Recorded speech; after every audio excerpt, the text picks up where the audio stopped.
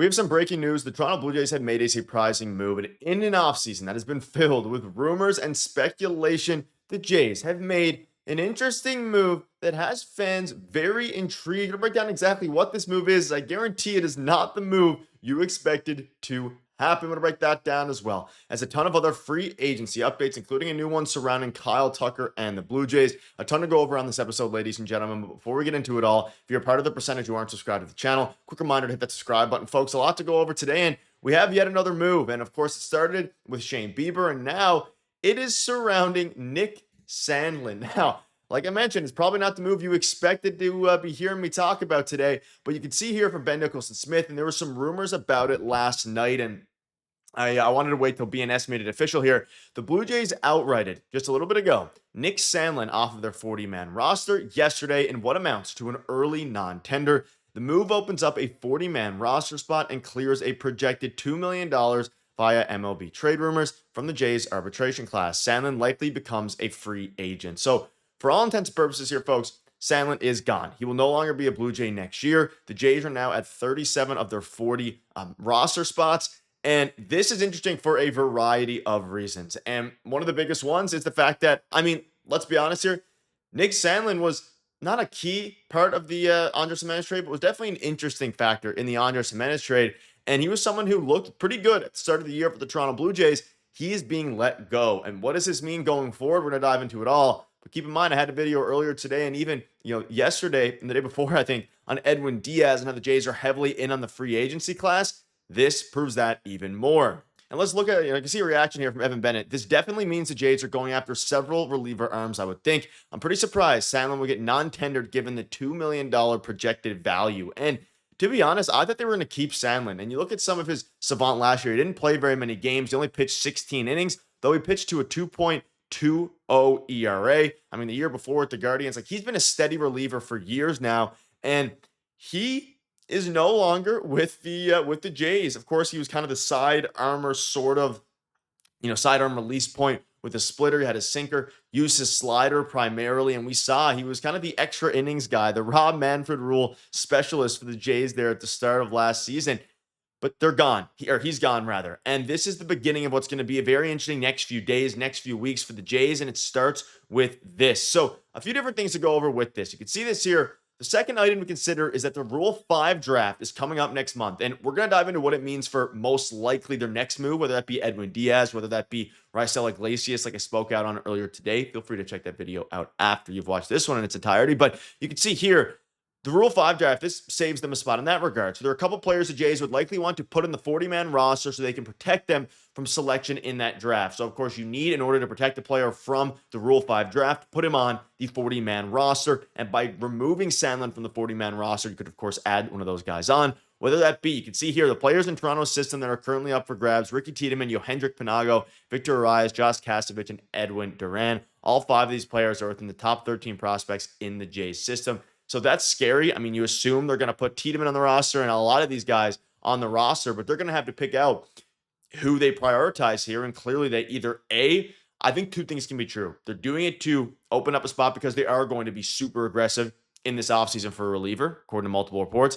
But 2, and option B, they want to save a spot for Rule 40, for the Rule 40 draft to protect a player. And it's clear that Nick Sandlin was kind of viewed as a depth piece. He looked pretty good, though, and I don't want to take that away from him. He looked very solid in his time with the Jays, but it's at a point now where, yes, he wouldn't cost a lot of money, but that roster spot on the 40-man is value in itself, whether that be for, again, the the 40 draft, the Rule 40, the Rule 5 draft, or the 40-man roster. Now, looking ahead as to what this means going forward, we know, in case you missed it, Ken Rosenthal a couple days ago said the Jays have already met with Edwin Diaz and that they are playing at the top level and the top echelon of the reliever market. We know yesterday I had a video from Francis Romero's report saying that the Jays are favorites and are heavily pursuing Raisel Iglesias. So if you put 2 and 2 together here, not only they must be pretty confident that they're going to be able to get another reliever if they're letting relievers who are good go just to open up spots in the in the immediate future for the 40-man roster.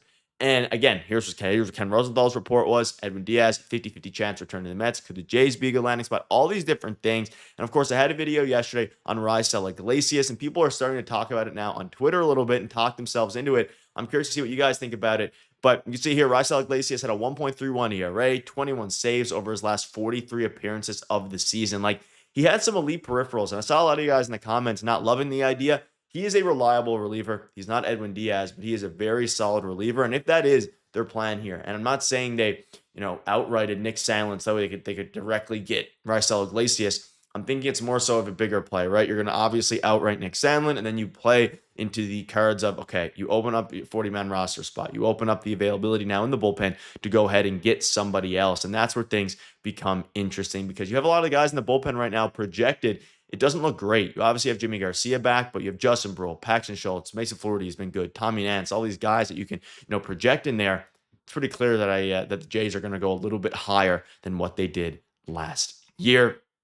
So let me know down below what your thoughts are on that. A lot of new reports, a lot of new things happening here, and it's quite interesting. And speaking of interesting, let's dive into some of the new updates. So Keegan Matheson came out recently and just had an article, and we'll dive into it probably in a full video here soon. But he spoke about 2027 and beyond and that money matters. And you can see here, this is where the case for an aggressive offseason really lies. And he dives into the fact that one of the reasons that they are being linked to all these high-name talent or big-name talents, higher echelon players, whether that be even the Edwin Diaz's of the bullpen market or, of course, the Kyle Tuckers, is because of the fact that Springer, Gosman, Varsho, Bieber, and Jimmy are free agents after next season. So you need to be able to get guys to not only capitalize this upcoming year and what could be the last window of this core, not this core necessarily, but this group of players specifically that took them to the World Series last year, and really capitalize on it. And that's what they have the advantage to do. And not only that, of course, there's uncertainties in 2027 around the CBA. And that's why they're going so aggressive on guys like Kyle Tucker, but also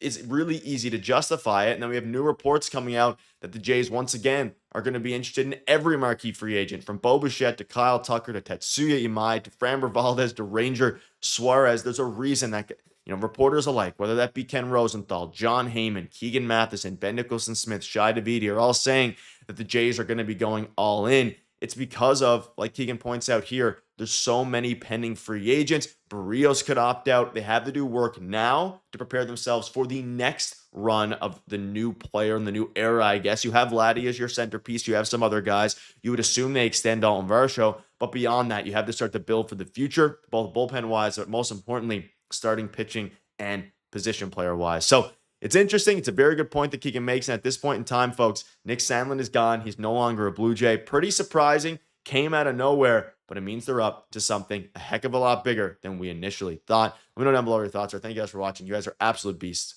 Cheers.